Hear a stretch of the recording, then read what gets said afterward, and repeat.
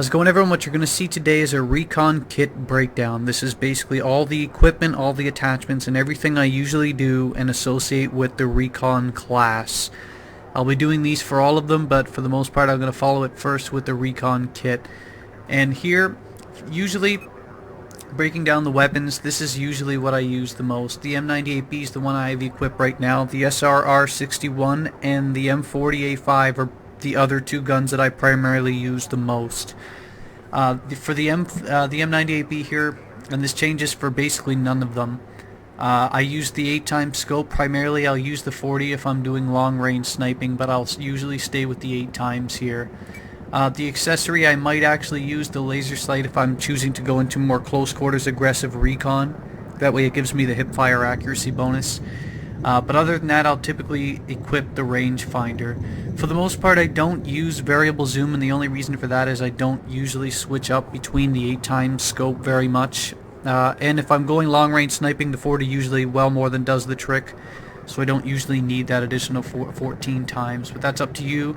Go with that if you feel you can be benefited by that. The barrel doesn't change, of course. I just use it as the standard barrel. The reason why I don't actually attach the muzzle brake is because as you check the meter on accuracy to your right, you'll see that it decreases down to about 80 instead of 100 when you attach the muzzle brake. Why tamper with what works? I don't actually use a suppressor either, and the reason for that basically is that you'll be screwing around with the muscle memory in terms of sniping because of the increased bullet drops with the suppressors.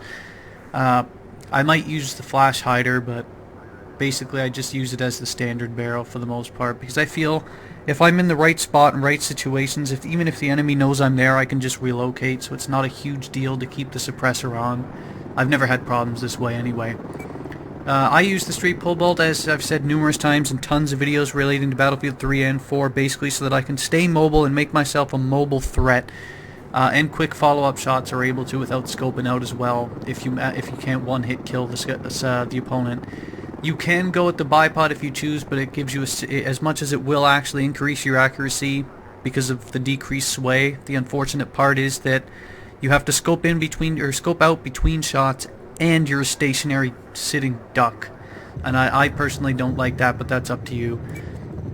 With regard to camouflage, I currently have the black shark equipped because I think it looks cool, but other than that, you should probably use something that best camouflages you in the map you're going into. Secondary weapon, of course, right now I use the P226, the reason being I'm very familiar with it and I have great success with it. And make sure you never chintz out on your actual pistol, because the last thing you want to do is get caught in a situation where you're a 1 or 2 bullet difference, or it takes a long time to actually cycle the bolt back in and you need a quick kill. Your sidearm's your best friend as a recon player, so make sure you're familiar with whatever you're using. I haven't unlocked the Rex in the campaign, but that'll definitely be given a shot once I do.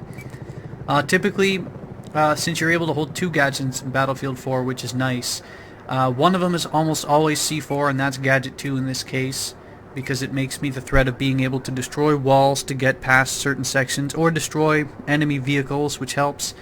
But my actual first gadget differs.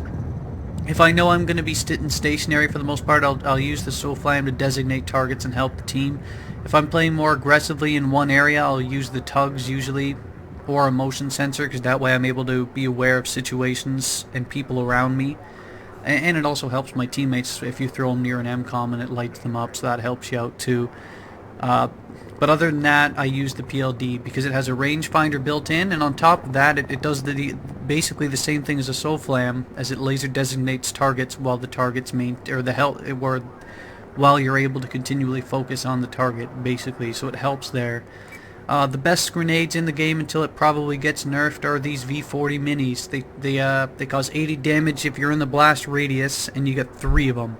So, I mean, all you have to do is connect on 1 if the guy's low on health, or 2 if he's not, and he's done.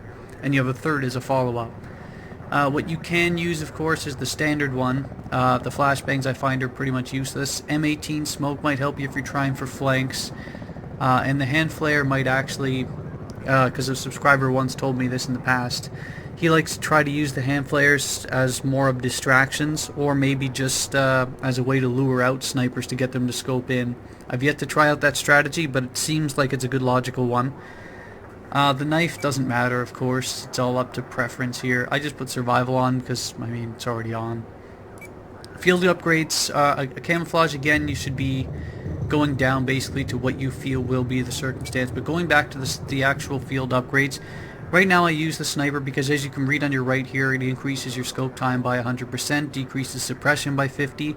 And the one I like the most here is it reduces your spotted time by 2 seconds. If the enemy can't see you, you're at a huge advantage. And it increases the time your targets are spotted by 45, which not only helps you, it helps your team. The thing is, though, you can change them up. You can go to the Spec Ops one here, which is undetected by motion sensors. It basically keeps you off the map for the most part. Makes you a more dangerous vehicle threat because you're off the map.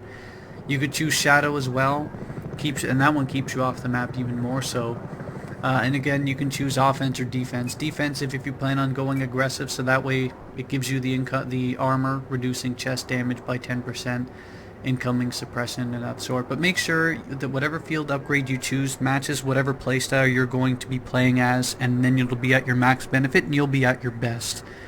But that's basically my Recon kit breakdown. This is what I typically use all the time, and of course, though, it might change per map. That's the only real difference. I might change the PLD, for example, with a motion sensor if I'm in close quarters. If I'm in medium range, I'll definitely stick with the PLD or maybe the MAV.